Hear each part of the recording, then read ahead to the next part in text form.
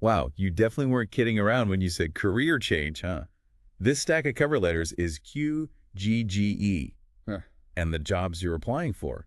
It's everything from high-tech furniture to, wait a minute, is that a wildlife control application I see? You're not kidding. It seems like you're sampling every single flavor in the professional world. But actually, that's what makes this deep dive so interesting. We're not just looking at a job hunt here. This is a full-blown career exploration. It really is. It's like these cover letters are our treasure map to your journey.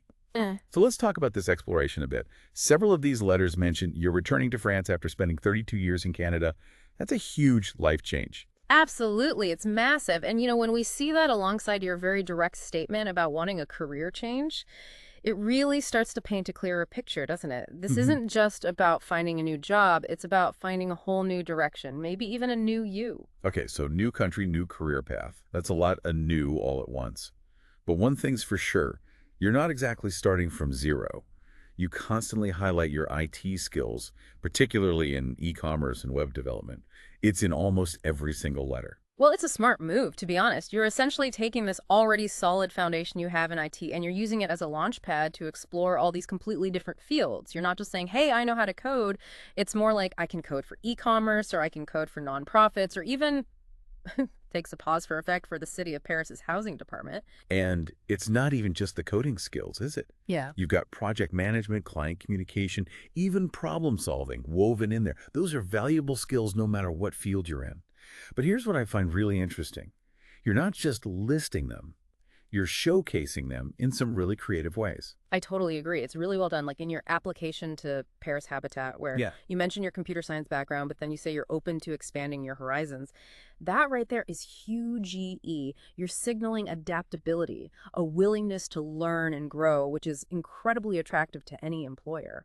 Yeah, it's like you're saying, I've got this, but I'm also hungry to learn even more. Yeah. And then there's the animal control application. You talk about your experience observing and identifying animal species as a photographer. You're linking your hobby directly to the job. That's brilliant. It really shows you're not just going through the motions, you're genuinely thinking about how the skills and passions you already have can translate into this new field. That kind of initiative is like gold. Okay, so we're seeing adaptability. We're seeing a diverse skill set. This is already painting a really interesting picture. But you know what? I think it's time we dig a little deeper into how you actually communicate all these qualities.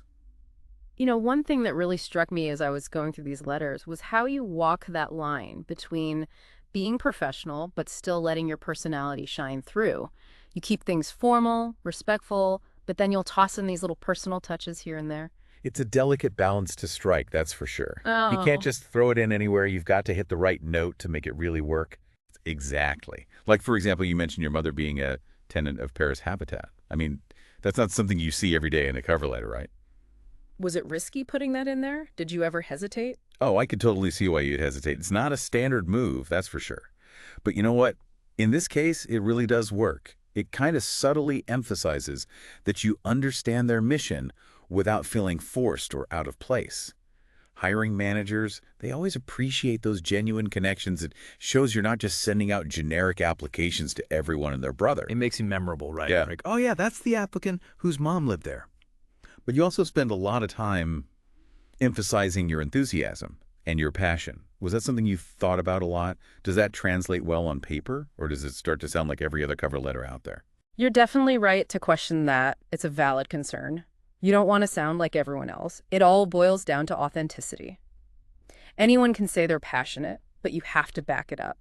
And you do. You back it up with concrete examples. Look at your application for the wildlife control position. You didn't just say, I love animals. You actually talked about your photography and how it honed your observation skills. So it shows you're not just talking the talk, you're actually walking the walk. Uh-huh. Okay, so we've talked about your verse skills, we've talked about your communication style, but there's still one document we haven't even touched on yet, that demand for reimbursement letter.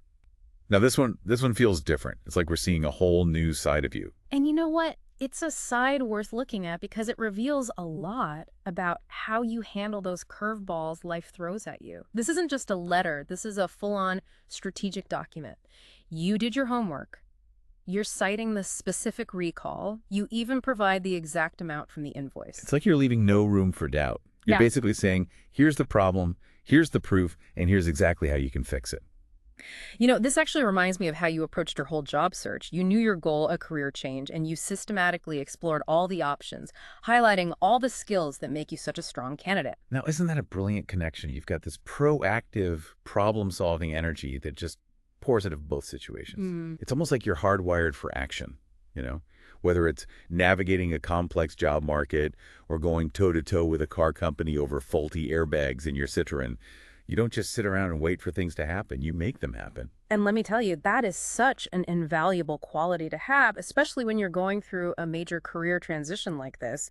It's so easy to feel lost or overwhelmed by it all.